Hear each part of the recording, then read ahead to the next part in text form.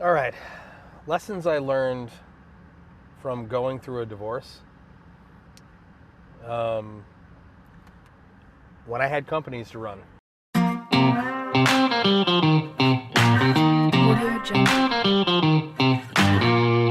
This is actually a tough video to shoot, not because the divorce is sensitive or anything like that, but it's really hard to um, talk about the details of a divorce. How did you go from being married to being divorced, without talking about, you don't want to talk about your spouse in a negative way or anything, your ex-spouse, right? Because it's just, it's Bush League, and it's, it's just petty, right? So, and opinions vary, right? There's always two sides to every story. Actually, there's three sides to every story. Your side, my side, and then somewhere in the middle that's probably closer to the truth than your two positions, right? But for those that don't know, I went through a divorce. My divorce was finalized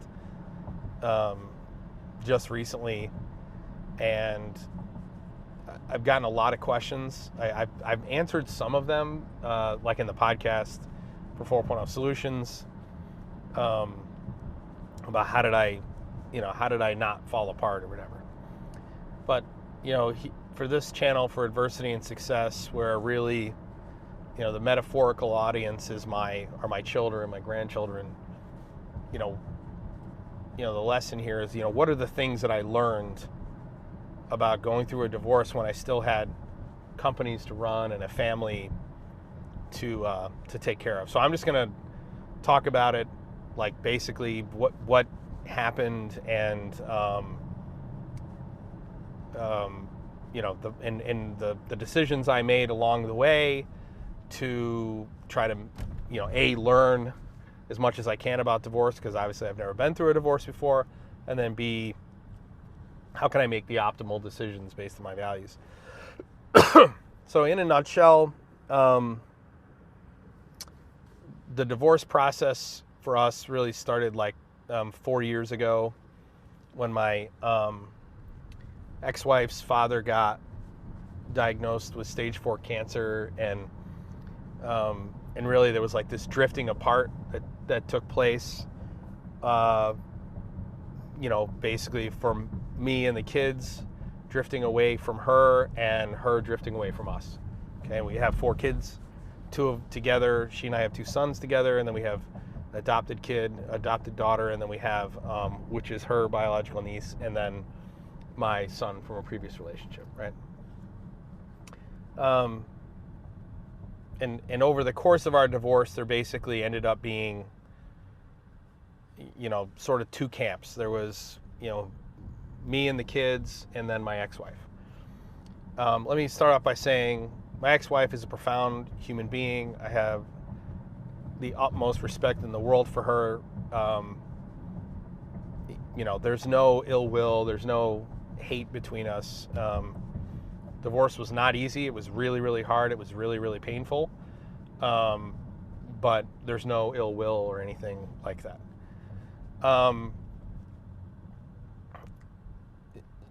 The divorce process really started in earnest 2 years ago. There were just a series of events that sort of, as we started to grow apart, there was a series of events that, started to drive more of a wedge between us. And then we decided to formally separate a little more than a year ago. And she, went to our place in New York, our home in New York, and the kids and I stayed here in Texas. And really since that time, it's been me and the kids and here, and then my ex somewhere else. And she eventually got an apartment in the city, and but then she went back to our place in New York. And so once we separated last year, that's when things really got hard in terms of business wise, because one of the things that really stands out, divorce is an incredibly, incredibly difficult process to go through. And as an engineer, I'm a linear person. I'm trying to always optimize decisions, learn from what other people have done, anticipate outcomes, right? Mitigate those outcomes. So I did a lot of research on divorce. Number one of the first things I learned was you need to go through and learn as much as you can about the facts of divorce. Okay. What is divorce? How does it impact kids? How does it impact you? What's the reality of divorce? Because there's two things that I learned. It was like there's a perception of divorce and then there's a reality of divorce. And so the number one thing that I learned, the first thing I learned was do your homework. That actually allowed me it focused me more on the process. Even before we decided to get divorced, it was really after we separated, but we hadn't made the decision to divorce yet. I did a lot of homework. I talked to a lot of divorced people, men and women. I mean, scores of people. In fact, I went on dating apps and basically just looked for divorced people and then struck up conversations with them and talked to them about their divorces and post-divorce lives. I got us into family counseling with a counselor who specialized in divorce. I hired a mediator who was a former attorney, well, still an attorney, but only does mediation, that could talk to my ex-wife and I about the process of divorce. He deals with lots of divorced people. He could give us his impartial opinion. Do we talk like divorced people? Do we not? I did a lot of just learning about, rather than going and filing for divorce, I wanted to learn, like, what does that actually mean? Like, how do you know, you obviously don't want to regret getting divorced, so how do you know that you're doing the right thing? So I did a lot of homework on divorce. What does it mean for my kids, and how can I help ease the blow for them? And so one of the things I learned out of that process of studying divorce was all the things that we should do before we actually get divorced. So there were also two schools of thought out there. There was, and this is important, okay, as it relates to value. Number one, there's a very nihilistic camp out there. There's no meaning of life. There's no absolute truth. There's no, everything is humanistically relativistic. That is, that we can create our own morality, our own right and wrong. We don't answer to anyone but ourselves, right? If you were to look up information about divorce, you're going to get two camps. One camp is going to be very nihilistic, very feminist, very, very postmodern. And then the other one, well, and by feminist, I mean like second and third wave feminist, like very anti-man, that kind of thing. And then that's a real postmodern one. I don't want to say anti-man, but more focused, gynocentric, right? And then the other one's more traditional. It's like where the good of the family is the centerpiece of the school of thought, as opposed to the good of just some individual in the family, right? So I read scholarship and I read books from both perspectives to understand, okay, here's where this group of people believes you should, this is how they believe about divorce, and this is what they believe about divorce. I definitely settled more on the traditional side, like the pro-family side. Being a father is, it's a responsibility. You're leading a family. Your decisions aren't just for you, they're for the family, that kind of thing. So I definitely leaned more on that side. I followed all the basic guidelines, like go into counseling, go talk to a mediator. A couple of things that I did that were not recommended, but I just sort of learned them and decided to do them. And that is, number one, I involved my kids in the process. I decided early on that my kids were going to have a say in whether or not we were going to get divorced. And so I would meet with my kids every other day, all of my kids, as a family meeting. And I would ask them 3 questions. It eventually became 4 questions. but it started out as 3. Question number 1 was, starting with the youngest child and moving up. My kids are 15, 18, 23, 23. I would ask them, how are they feeling today? Number 1. Number 2, how do they feel about this situation, the separation, potential divorce? Number 3, what do they want to see happen? Okay. And then the 4th question was, is there anything that you want me to ask that I haven't asked? That I eventually started doing that. And I did that every day, every other day for almost 9 months before I decided, okay. Number 2, I decided that, and I talked to my ex about this, that we agreed that we would not file for divorce until if we were going to file for divorce, we would not file for divorce unless all of us agreed to do so. So that is the kids plus me and my ex. We all would come to the conclusion together. There were some foundational elements that made this much easier. So number 1, we agreed not to get any attorneys involved. We have a lot of money at stake, a lot of assets, but we both promised one another that we would not get any attorneys involved until if we were going to get divorced, we would wireframe an agreement before we ever went to an attorney. Number 2, we agreed that we wouldn't date other people while we were separated. We didn't want to bring involve other people and make it messier. And number 3, we would prioritize the family. Now, obviously, divorce is really hard, and there were obviously clearly reasons that we were getting divorced. So this type of thing is not easy. I was upset with her, she was upset with me, but we agreed that we would do these things, and we stuck to that agreement. About 9 months through that process, we decided we would get divorced, and so then I was the one who, what we did was we sat down and we put together a spreadsheet of our assets, the wireframe of our agreement. And it was all a very non-traditional agreement, by the way. It was, I would have full custody of the kids. I would keep the house here in Dallas, which I bought for me and the kids while we were separated. I would keep the house here in Dallas. She would get the house in New York, the original home we bought, and which is our summer home. She would get her car, she would get all this stuff, and we agreed on all the financial, I'll assume all the costs for the kids, and she'll, provide as she wants to. I would have full custody. I would be responsible for education, all that stuff, and she would do what she wants to do. We wouldn't enforce any rules to create any type of acrimony. And then we didn't set any visitation. It would just be, she'll coordinate with the kids to see the kids, right? All of that was non-traditional.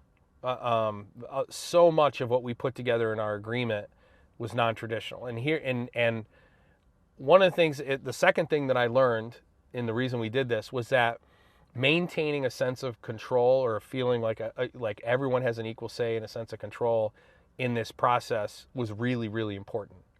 And I think it's been very important to the healing for everyone. Then what we did was I was the one who retained the attorney. She didn't even get an attorney, we didn't have attorneys fighting one another. I retained the attorney, and that attorney filed for the divorce under the agreement that we agreed on. We made a couple of minor changes during the cooling off period. In Texas, there's a 60-day cooling off period. We made a couple of minor changes to the agreement, but they were really just sort of inconsequential. Then we executed everything. We only communicated through email. We didn't text message one another. We didn't talk on the phone. Once we actually filed for divorce, she spoke to the kids herself and directly, and she and I only communicated through email as it related to divorce. Okay. Last thing I learned. Okay. And then I'll kind of button it all up. And how did I survive this and not fall apart? Okay. How did I not die? One of the things that really helped was before we had separated, my sons and I had started powerlifting together. And basically I was in the gym 5-6 days a week. and I had been leading up to that separation. So, because it was just so that I could spend time with the boys, the older boys, and having that exercise outlet and spending time with my kids made a huge amount of difference.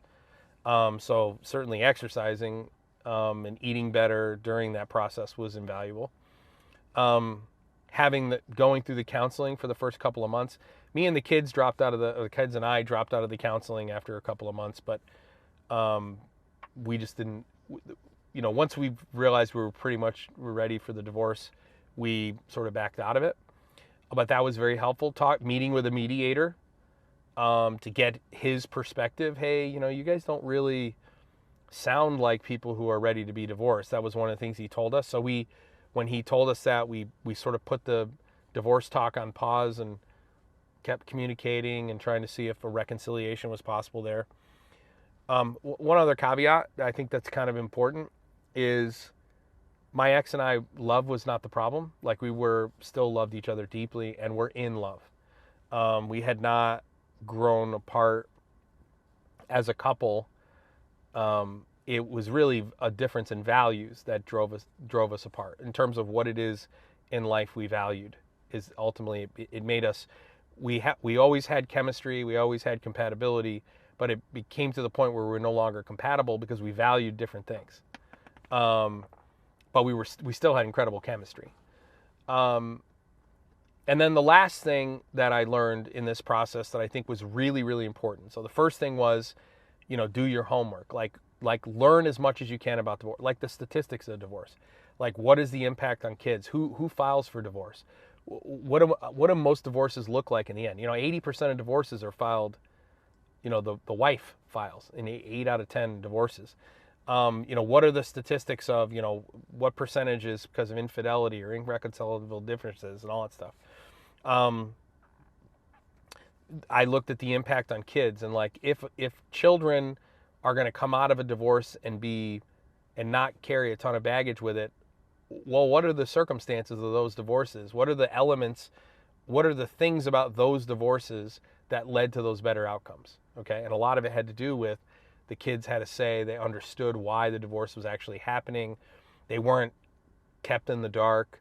The parents didn't do the stupid thing. Mommy and daddy really, really love you. And, divorce, what I learned was that divorce is devastating for children. It's almost, in terms of a mental health aspect, it's like sexual abuse to them. And, in terms of actual impact. But the last thing is this.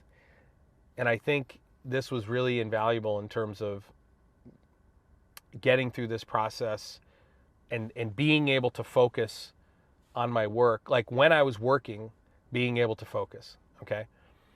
And that was because I had a sense of control and I understood what was happening. My kids understood what was happening. We sort of knew where we were going and sort of what the likely outcomes were going to be. I would say this. My lawyer, I was invaluable. My lawyer said to me, do not get divorced until you're ready to be divorced. The number one mistake that people make is they get divorced, but they don't want to be divorced. And she made a point to say, divorce is the end. It is not a new normal. There's no new normal for your family. There's going to be one parent who's closer to the kids than the other. There's going to be one parent who gets blamed for the divorce by the kids. And this is the rule, not the exception. Obviously, there are exceptions out there, but everyone thinks that they're the exception. We, smart people, they play towards the rules. You will not be friends. You will likely, on average, you see your ex-spouse 10 more times the rest of your life. On average. Okay, the mean is 10 more times you will see them the rest of your life. You won't be friends. It's the end of the relationship. And one of the things that she said to me was, at best, you will become polite strangers. And she said one of the biggest challenges is most people go into divorce thinking that you're still going to have that person in your life. Like, you're still connected to them because you had kids and there may be some financial arrangement or whatever, but you don't have a relationship. You're no longer together. And she also recited a Chinese proverb: when two divorced people marry, four people climb into bed. And remember that. You don't get to start over after divorce. And understanding understanding those things made, and understanding that meant that I wasn't ever getting blindsided by something. Like the I think where people get screwed up the most, and where they mostly get confused, and where it makes it so they can't concentrate on their work, or they can't concentrate on the things they're responsible for, is because their perception of what divorce is going to be doesn't line up with the reality. And they're constantly having to deal with the reality because they weren't prepared for the reality. That was invaluable. All that research, all that communication, all the conversations meant that when an eventual reality popped up, I was already prepared for it. And so I wasn't getting blindsided while I was working. Like I was anticipating the next big thing. Like another thing that that all divorced people told me was, your relationship with your ex will never be better than it is right after the divorce. It'll actually get worse over time. It'll either become far more distant to the point where you have no relationship, or it'll become more acrimonious. Only in very rare cases do divorced people legitimately get closer later after divorce. In most cases, it's just they're faking it. You know what I mean? They're tolerating one another because they're still stuck together. Okay? But that was invaluable. That whole concept of learning as much as I could about what this process was going to be like, and what the roadblocks, what the hurdles were, was absolutely invaluable. And a couple of just like interesting stats that I learned about divorce that I think helped me prepare for this and made me available for my children and keep my head on for my team was, 80% of divorces are filed by women, by the wife. I'm the one who actually filed for divorce. Even though we all agreed, I actually filed for divorce. We did not have, physical violence or substance abuse or whatever, and those are the real bad ones. We didn't have that physical violence or substance abuse. We still loved each other. We were still in love with each other. We still love each other to this day. We communicated after the divorce. There was, one of the things that I was prepared for, because this happens, is your ex-spouse will reach out to you. They're going to regret the decision at some point. Everyone will. You're going to second guess it over and over and over again. And they'll reach out to you. And, she did reach out to me. She texted me like on a Saturday night one time, and I was expecting that. And I already had a response prepared for what I would say. And then, and I sent an email a couple of days later that sort of just outlined like, hey, there's no ill will here. This is going to be hard, and we'll move on, and we'll all get through it. And then the last thing is I put together for me, I put together a list of reminders, which was why I was getting divorced. And so every time I second guessed it or I was started to feel a little bit down or distracted, I read that list. And it was a long list. I mean, it was like 40, I still have it. It's on my phone. 45 items. It's in a mind map. And which, by the way, I created a mind map of all the options, like divorce, separation, staying married but living separately, like all the potential options and their outcomes and permutations. But I put together this list of reminders, and every time I was feeling a little bit down or whatever, I would read those reminders, and it would realign me and rejuvenate me as to why it is we chose to do this, and in the end it was really invaluable. I mean, I could tell you I was really scared going into the process, because I'm like, how can I run my companies? How can I be there for my kids if I'm going through a divorce and I'm a basket case, and I'm a wreck? And the answer was the best way to not be a wreck, you're a wreck because of the unknown and not being prepared, getting blindsided, emotionally blindsided. So what the most important thing was open communication. We had agreements that we stuck to, okay? And that requires a commitment on the other person's part. But it was preparing ourselves. Or preparing me. I didn't share this stuff with her, but preparing myself for what would actually happen, what divorce actually meant. And I'm very thankful that all the divorcees that I spoke to, my attorney, all the people who supported me, really helped me know what to expect, so I never got blindsided. Interesting fact, most of the divorce people that I spoke to, I would say in probably 3/4 of all the cases, when I asked them, in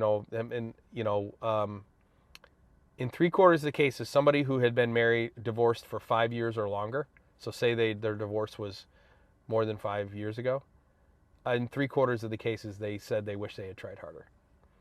So that told me that the likelihood is that most people move too fast on it, and then they get surprised by what divorce actually is.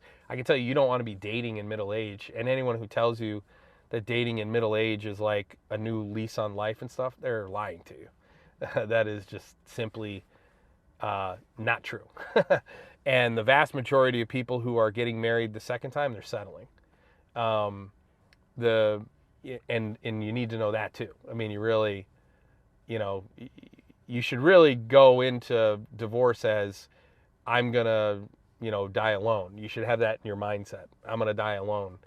That way you can prepare yourself for the dating market that is, people in their mid 40s. Also, you'd much rather be a middle-aged man dating than a middle-aged woman. I've learned that because if you look in the dating market, middle-aged men are not competing with young men in the dating pool, whereas middle-aged women are competing with younger women in the dating pool. I don't know why that is, but it seems like there's lots and lots of middle-aged guys who are dating women in their late 20s and early 30s, and they're not dating people who are like in their mid 40s. You definitely want to be, you want to know what you're getting yourself into, and that really requires doing your homework.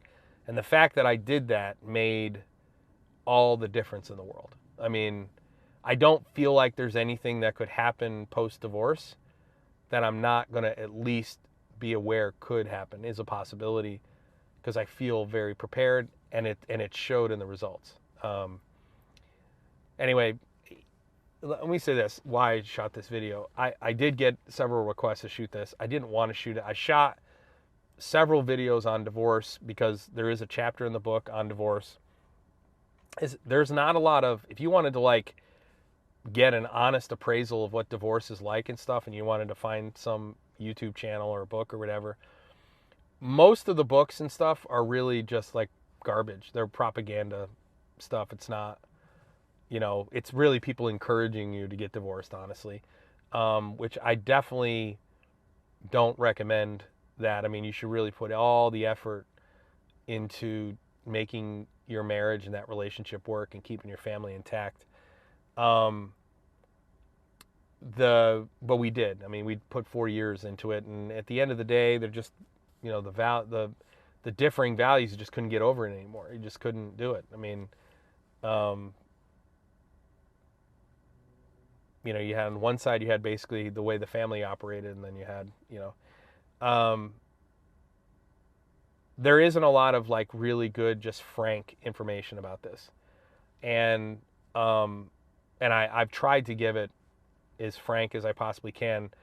I do think that the way that my ex and I went about getting divorced is the model for how to do it, to mitigate the risk to your children, to keep your sanity during the divorce so you can still focus on your work, so you're not creating further financial issues for yourself by, falling apart and getting fired from your job or whatever.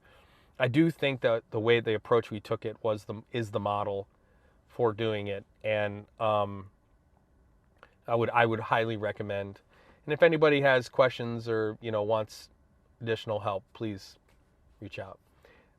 Like, subscribe, share this video with somebody who might benefit from it. Let me know if this was, am I just talking hot air, or whether this was valuable. And I'll see you in the next one.